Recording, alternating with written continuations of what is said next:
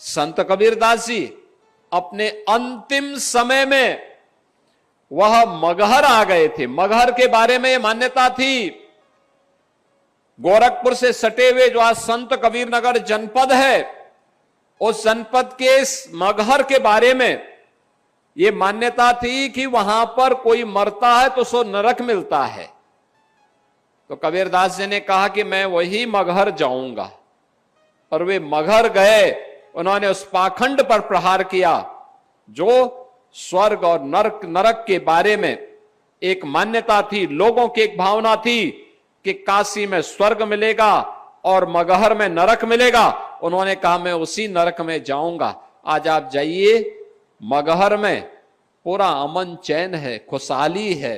संत कबीरदास जी की समाधि स्थली भी है, और वहां पर डबल इंजन की सरकार ने, भारतीय जनता पार्टी की डबल इंजन सरकार ने आज कबीर पीठ की स्थापना और शोध केंद्र बना करके बहुत भव्य कार्यक्रम भी आयोजित किया। स्वयं प्रधानमंत्री मोदी जी ने उसका शिलान्यास किया, और पूर्व राष्ट्रपति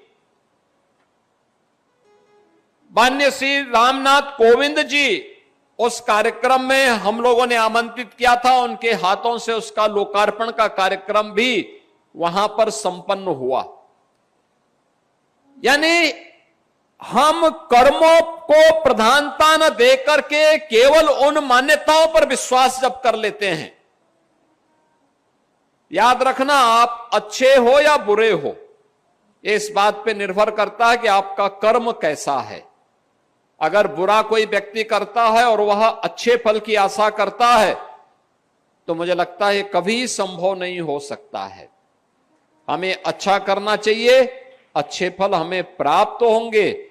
और भगवान कृष्ण ने गीता में भी यही कहा था, कर्मणे वाधिकारस्ते मां फलेषु कदाचन।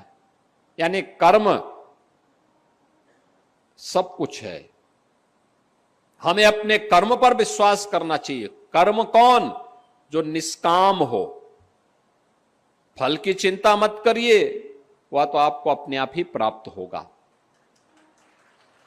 आप बताइए ना, अगर आप बबूल का पेड़ लगाएंगे और उम्मीद करेंगे कि उसमें आम आएंगे, तो क्या आम आ जाएंगे? नहीं आएगा।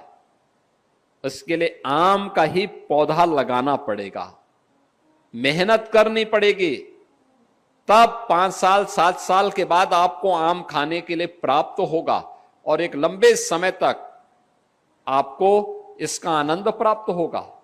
बाग लगाएंगे, लोगों को भी खिलाएंगे और व्यवसाय भी कर सकते हैं। बहुत कुछ हो सकता है। ये कर्म पर निर्भर करता है, जैसा करेंगे वैसा फल प्राप्त करेंगे। और यही हमारे इन पूज्य संतों की वाणी रही है।